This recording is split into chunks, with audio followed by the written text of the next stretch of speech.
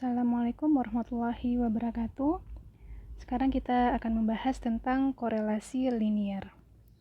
Analisis korelasi mencoba mengukur kekuatan hubungan antara dua peubah melalui sebuah bilangan yang disebut dengan koefisien korelasi. Nah, koefisien korelasi itu merupakan ukuran hubungan linier peubah acak X dan Y dan dilambangkan dengan R kecil. Nah, jika kita lihat pada diagram pencar, bila titik-titik menggerombol mengikuti sebuah garis lurus dengan kemiringan positif, maka terdapat korelasi positif yang tinggi antara kedua peubah tersebut. Akan tetapi, bila titik-titik bergerombol mengikuti sebuah garis lurus dengan kemiringan negatif, maka antara kedua peubah tersebut terdapat korelasi negatif yang tinggi. Nah, di sini kedua korelasinya sama-sama tinggi. Cuman jika dia menggerombol mengikuti sebuah garis lurus dengan kemiringan positif, maka korelasinya positif. Sebaliknya, jika kemiringannya negatif, maka dia berkorelasi negatif. Korelasi antara kedua peubah semakin menurun secara numerik dengan semakin memencarnya atau menjauhnya titik-titik dari suatu garis lurus.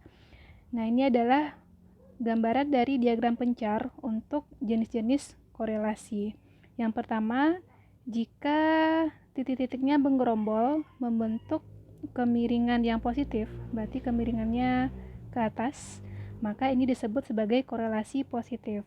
Namun jika dia menggerombol membentuk kemiringan yang negatif atau ke bawah, maka dia disebut korelasi negatif.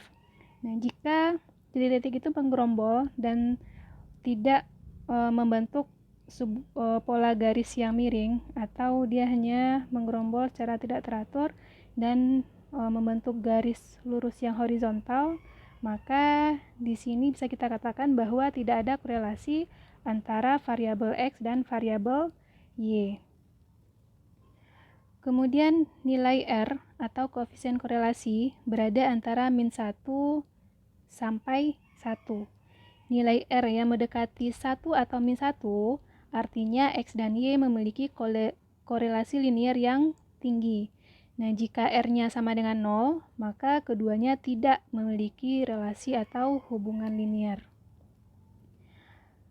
Kemudian besarnya koefisien korelasi dapat dihitung dengan rumus. Nah, rumusnya ini R sama dengan N kali sigma XI kali YI dikurang sigma XI dikali sigma YI dibagi akar N kali sigma XI kuadrat dikurang sigma XI dikuadratkan.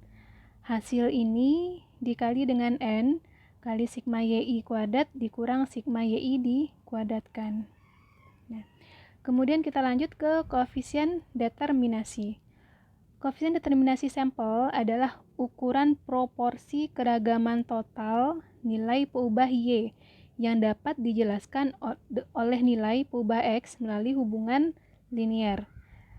Lambangnya adalah R besar dan koefisien determinasi itu nilainya sama saja dengan R kecil kuadrat atau koefisien korelasi dikuadratkan. Nah, kita lihat contoh dari contoh kita yang sebelumnya. Kita sudah memperoleh persamaan regresi yaitu Y sama dengan 2,53 tambah 1,053X. Sekarang kita disuruh menghitung koefisien korelasi dan koefisien determinasinya. Nah, dari contoh sebelumnya kita sudah dapat sigma X-nya 26, sigma Y-nya 40, sigma X kali Y-nya 232, sigma X kuadrat 158, dan sigma Y kuadrat 346. Nah, dari nilai yang kita peroleh, kita tinggal substitusi ke rumus koefisien korelasi atau R kecil. Ini rumusnya. Berarti di sini ada N. N-nya kita sudah tahu pada soal sebelumnya yaitu 5 dikali sigma XI dikali YI. Berarti ini 232 dikurang sigma XI yaitu 26. Nih, kemudian dikali sigma YI. Sigma Y berarti 40. Selanjutnya dibagi dengan akar N-nya 5 dikali sigma XI dikuadratkan. Sigma XI dikuadratkan 158 dikurang sigma XI dikuadratkan ya. Kalau yang tadi sigma XI kuadrat, 1/8. Nah, di sini sigma XI-nya dikuadratkan. Sigma XI 26 dikuadratkan. Ini dia. Kemudian hasilnya nanti dikalikan lagi dengan N itu 5, kali sigma YI kuadrat. Sigma YI kuadrat itu 346. Ini dikurang sigma YI dikuadratkan. Sigma YI itu 40 dikuadratkan. Nah, ini nanti tinggal dikalikan. Kita peroleh 1160 dikurang 1040. Di bawah juga tinggal dikalikan. Ini kurang ya.